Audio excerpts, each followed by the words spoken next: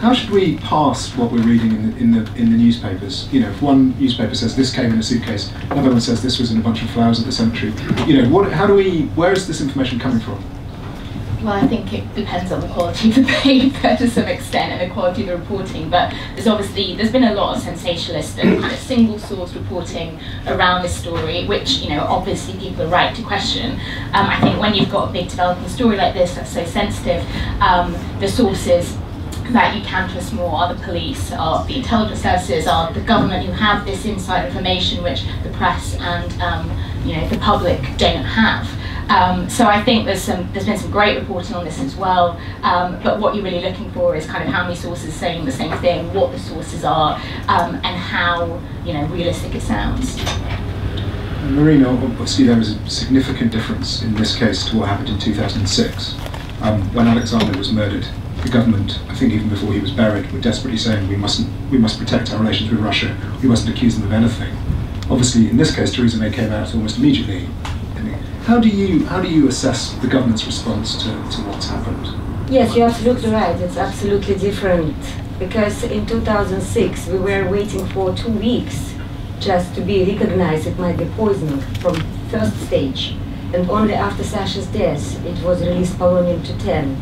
And police investigation was absolutely brilliant, but when that was completed, all this criminal case, and we decided to go to inquest, it started to be very difficult to provide any information, because from very beginning, you remember, it was starting to make this inquest as narrow as possible.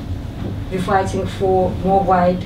It was idea not to bring press to the court. Again, we fight for press in the court.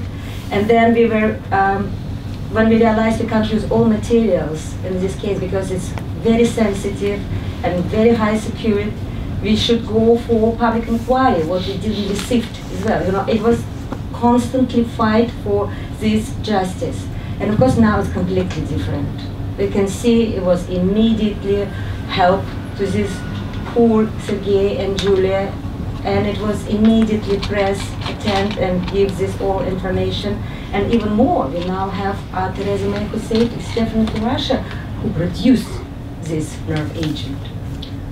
Do you, I mean, presumably, I mean, people are talking to you all the time. Do you have any sense of why is it that the government has responded so differently this time to how they did, you know, 12 years ago? No, I think when it all happened with my husband, and particularly when it was public inquiry, and I think verdict of this public inquiry was very strong. It was a very strong message. Russia is a state-sponsored murder. It was these two guys definitely killed my husband. They brought this radioactive material to this country. And it was a very, very, very high probability it was not happened without knowledge of Vladimir Putin and former director Patrushev. And I believe after that, it would be taken very serious. It would be some more idea how you can build your relationship to Russia after that. It took 2 years for us to wait for something, but how we can see what happened now, it means nothing was done. And people who committed this new crime realize we can do anything and you do nothing for us. Because for me, again, I can't say it's for 100%, but it looks people who committed this crime, they predicted this reaction, and a soft reaction, and a very kind, in a very strong political way. And now we can wait for something more different, what was done after my husband's investigation. It should be something more strict and obvious. People who committed this crime understand they're not allowed to do it anymore. Mary, you're consistently a very valuable voice of calm at times like this. We both sat through much of the inquiry, and I'm wondering, how do you feel that the lessons of the inquiry, should we be cautious about applying the lessons of the inquiry immediately to this, or I mean, how do you feel about this? I sort of feel that, in a way, the wrong lessons have been learnt from the Litvinenko inquiry. Personally, I thought it was a total scandal and reflected appallingly on the UK's boast to be a country governed by the rule of law. that the Litvinenko inquest/inquiry took so long, that Marina had to wait for so long, and the rest of us had to wait for so long to hear the evidence. And what I see happening now is, to an extent, overcompensation for the criticism of the way that the Litvinenko inquiry it took so long for it to be announced, but also the government's response was deemed to be, quote, soft on Russia. But I think what's happened this time has almost lurched too far in the opposite direction, because what we had was sort of within 48 hours, we had the Prime Minister, the former Home Secretary, standing up in Parliament and giving Russia an ultimatum of 36 hours and a choice of 2 alternatives that weren't really alternatives, and the idea that Russia could respond to anything in 36 hours, let alone in the week before an election, whatever you think of the election. So I think that they've really lurched too far in the opposite direction, and they risk, unless they have masses more information than they're actually letting on, they risk being quite exposed for having really elevated this to a diplomatic crisis so soon without any more evidence. Do you have a feeling about, if not who did it, then the kind of direction we should be looking in? I mean, the short answer to that is no. But I'm very sceptical of the official explanation that we've got, because I don't understand why the Skripals were targeted so many years after they'd been, after at least he had been living apparently blamelessly in the UK. Litvinenko was different. He was part of the Berezovsky set. He had been quite public in condemning Russia. I actually dissent from a lot of the reasons for Litvinenko, but that there is a difference there. The other thing, I think, when Putin says, as he said yesterday, that why would Russia do this in the run-up to an election, in the run-up to the World Cup in Russia, I think he's got a big argument there, because although people are saying, oh, well, it would sort of fire up Russians to go out and vote in the election, I actually reject that, because I think that Putin is generally risk averse, and he would not sign off on something that was unpredictable and could destabilize things in advance of the election. And the World Cup, Russia went through this with the Sochi Olympics, and they were very upset that they got such a bad press in advance of the Olympics, and I think they were determined to try and make the World Cup pass off without that sort of prelude. And yet what we've now got is that this has happened 3 months before the World Cup. People are talking about, or trying to introduce the subject of a boycott. For all those reasons, I think it's extremely unlikely that the Kremlin signed off on this, or that it had anything to do with the Russian state. Okay. I'm going to disagree. So just to briefly summarise your investigation, which took you 2 years, right? Yeah. 14 different murders, all of which you link to Russian state or to business interests affiliated with the Russian state. So could you talk us through what you think about the Skripal case?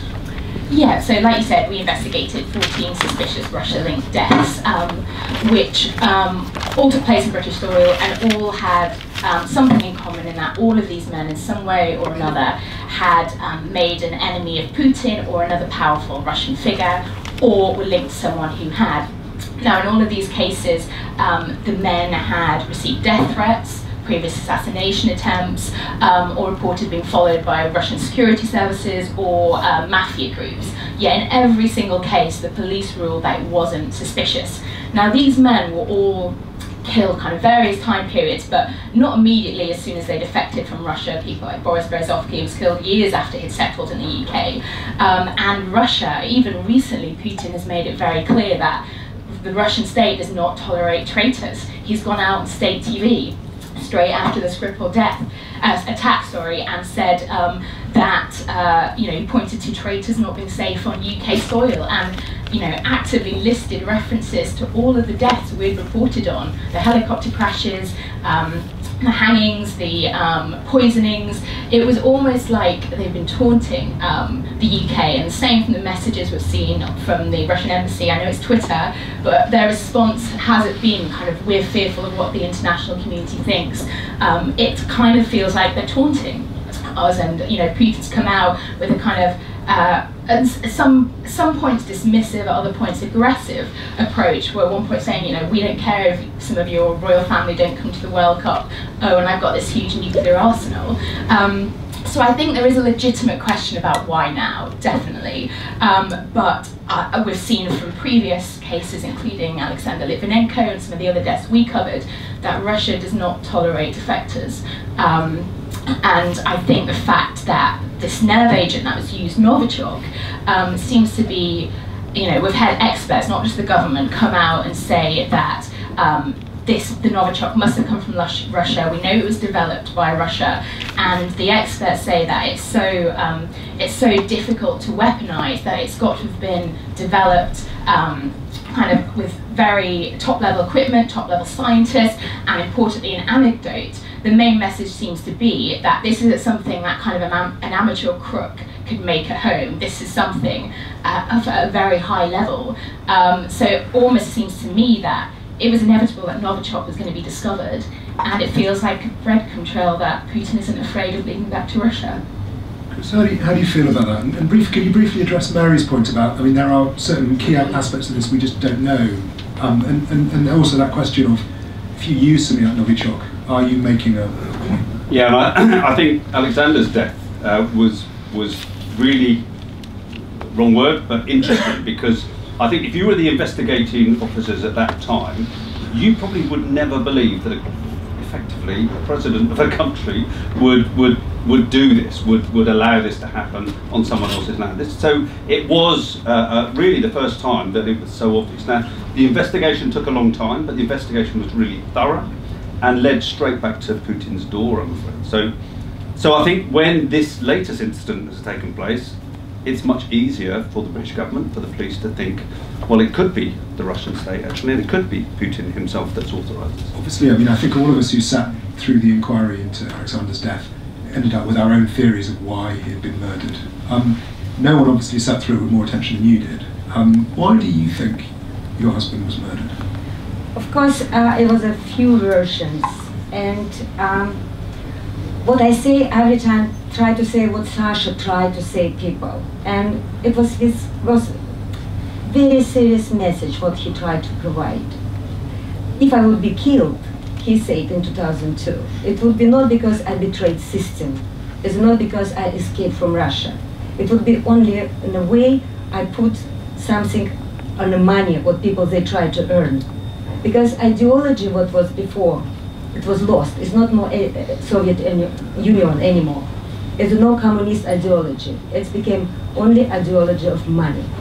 And Sasha started to investigate a very special case and to cooperate with Spanish investigators. There was a huge money discussion in this case. And how we understand, but quite late, when it's all public inquiry just finished, and it was already public inquiry verdict. 8th of November, Sasha is supposed to go to Spain to give evidence for Spanish prosecutors. And again, I don't know because of that, but nobody knew what kind of evidence Sasha might give. And he was just stopped. Because this seems to be a really important distinction between the poisoning of your husband and the poisoning of Mr Skripal. In that, as far as I mean, it certainly hasn't come out that he was doing any work of this nature. And so do you think that there's likely to be, in this case as well, if indeed, as the government says, Russia is behind this, that money is likely to be at the root of this? Again, Sergei Skripal did the security service before, and we don't know what he did after. I don't think he was a very quiet pensioner. Even did his job as a lecturer to explain how to recruit, how to make this one. He might be some quite dangerous man, but he might be did his own business. And how this business connected to money of some people, again, I can't say, but people who he did work with might know about this. case, as we know, Theresa May previously repeatedly and personally tried to block the public inquiry into Alexander Litvinenko's death, which she put in writing was because of wanting to protect international relations with Russia. And I think that is extremely telling. And then we've had the 14 other suspicious deaths, all of which we were told by multiple security services, intelligence sources, in the US, that information which they believe that information they have shows that these men, all 14 of these men, may have been killed by either the Russian state or Russian mafia groups. We know that this information was passed on to MI6 in all these cases, and then BuzzFeed publicly warned the government and the other authorities about the suspicions around this death back in June last year, yet no action was taken in any of these cases. And there's an interesting, particularly worrying case coming up, which we haven't got a final verdict on, that of Alexander Perepilichnyy. So he was a financier living in Moscow who blew the whistle on this huge £150 money laundering operation. 50 million. Million pound, yeah. Money laundering operation by Kremlin officials. He then fled to Surrey and started working with Swiss prosecutors. So again, he didn't just flee Russia, he was actively working with prosecutors to convict these Kremlin officials at the time of his death, basically. And this was the case that the US intelligence authorities told us they had the highest confidence that he was assassinated on the direct orders of Putin. And they passed on this information to MI6, and we know in the inquest that Theresa May's government invoked national security powers to stop the inquest into his death, hearing that evidence. Actually, the same grounds they used on the same grounds on Litvinenko. So there's been lots of calls there for public inquiry, which at the moment is being opposed. But I know a lot of people would like to see that happen with the Perepilichnyy case. Before we come to Mary, I just wanted to follow up something Marina said about the role that money plays as the root motivation for these killings. Do you agree with that? Do you think it's essentially, because we've got two different motives we hear about. One is death to traitors, the other is death to people who are costing us money, and they're very important to distinguish between the two. So how do you stand on that? I think there are both. So in the deaths that we investigated, there are examples of both. One of the biggest ring of death, it was known as, was the 8 men in Boris Berezovsky's circle, including Scott Young, the fixer, who died after falling from a balcony onto railings. So we discovered the documentation, emails, internal documents, that he was basically, just before his death, acting as a front for Boris Berezovsky in this controversial property deal in Moscow. And we know that he was being followed by the FSB. We saw emails where people close to him were meeting with FSB officials. So there's this documentary evidence, and it all links back to this huge multi-million property deal. So I think in that case, money definitely seems to be the issue there. But there are other deaths that we covered, including the death of a scientist who worked on the research which discovered the polonium in Litvinenko's case. He was just months after the UK had pointed the finger at Russia and he'd returned from a trip to Moscow. He was found stabbed to death multiple times with 2 knives, and it was declared a suicide without any real investigation. And I spoke to family members who weren't even interviewed by the police, who had suspicions. So I think it's often money, but there's also the issue of betraying the state. Putin has of late taken to doing novel things in many areas. I mean, he's annexed a piece of a neighbouring country, which hadn't happened for a while. He hacked the US election, which again was new. I don't think poisoning, but using a radioactive poison to kill a British citizen was also new. I mean, he's not. You say he's cautious. I'm not sure that sounds like a cautious person. Yeah, I mean, I think that he is very risk averse, and that's obviously a whole other question. Chris, I'm surprised you even think he cares. I think he's on a mission to ingratiate himself with Russia itself, and he's breaking all the rules. And this is, it appears to me, I tend to go by evidence. If there isn't evidence, then you go with what you know, and everything is pointed back towards. I mean, it worries me actually that it is either, we think almost certainly it's either it's state-sponsored, as in they've done it on purpose, or it's a financial thing where the gangs have managed to get up. I don't know which is more scary, actually. Whether we think you know, mafia-style gangs are walking around our country with nerve agents, or whether it's actually a state-sponsored attack. Whichever way, this stuff is really, really, really, really scary. Perhaps even scarier if the mafia-style gang is the state. And exactly, and they've got it, because I mean, I said this at the start. We do not know how much has been brought here, and it's so dangerous. You know, parts of Salisbury will be out of action for many months, and you know, aside from the human cost, the financial cost of this being unleashed in a city or a town is enormous. And I think that's what the police and the security service will be working on first, is locating and see if there's anything else that's here that's of concern. The question that I have for Mary is it ignorance or is it willful manipulation of facts in terms of the way that you continue to question the findings of the public inquiry? It's my judgment of the evidence that I heard and the knowledge that, as you say, some of the crucial evidence was missing because the two accused refused to testify and Russia refused to extradite them. And the other way it was defective was because there was no intelligence service evidence that was available to the lawyers on either side, or to Marina, or to the journalists. So I absolutely agree, and that is why, in my view, the inquiry was defective.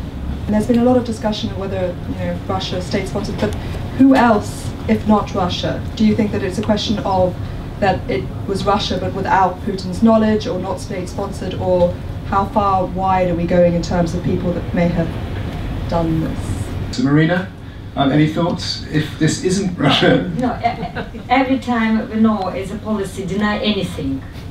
What Putin said for anything, he said deny. It's not us. And when they've been behaved in a very bad way, even not to say we are very sorry for family Sergei Skripal, we will try to do everything. No, but it was opposite. We know how is a state channel presenters say it like it's supposed to happen to be traitor. There was absolutely awful comments of what happened to Sergei Skripal and his daughter Julia.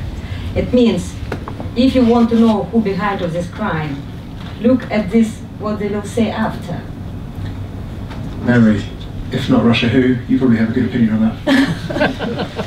I mean, I wouldn't say if not Russia, who. I would say if not Putin, who? The Russians have got reason to do this. Whether or not we all accept the reason was cash, or whether it was the election or whatever, they've got reason to do it. They've got the equipment to do it. They can do it, and they've done something very similar before. So, if you're looking at the fingers to point, you know, they're all pointing in one direction, I'm afraid. And Sweden, right? yeah, Sweden. Those damn Swedes. Do you think that Putin's behaviour and attitude now is more than a direct threat to specific Russians, and now represents a wider threat to the British public? Marina. No, I believe it's internal use. His new term, we know he has now 6 years and a half. He wants to make it, what I do, I think, again, I might maybe not right, but he wants to isolate Russia. And he wants to make it more inside. And everything what he produced now, he tried to blame West of spoiled all this relationship. And he said every time it's not us, it's just West, this all responsibility. And they will be more happy. Russian people will not travel as much.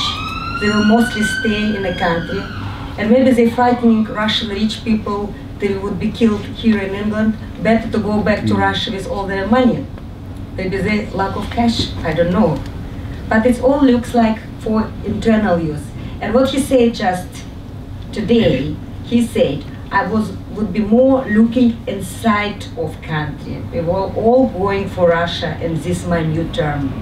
Because last period, he was more about foreign policy. He tried to play with world. He tried to be macho. He tried to build all what happened in Syria. Now it will be all inside of Russia. Jane. Yeah, I agree with Marina in that I think it is an internal message, but I think the reason our government has finally acted and so kind of boldly and aggressively is because the threat has spread from just Russians to the British public. You know, we've had a British policeman who's still, who's only just in a stable condition. There were 500 members of the public who were told to wash their clothes because they were at risk of contamination. So if you look at this case with the Skripals, and you also look at the case with Alexander Litvinenko, when the government acted were both times when the public was at risk, whether it was through kind of a botched Operation Polonium all over London, or whether it's through this latest Novichok attack. Overused phrase that Putin responds to strength.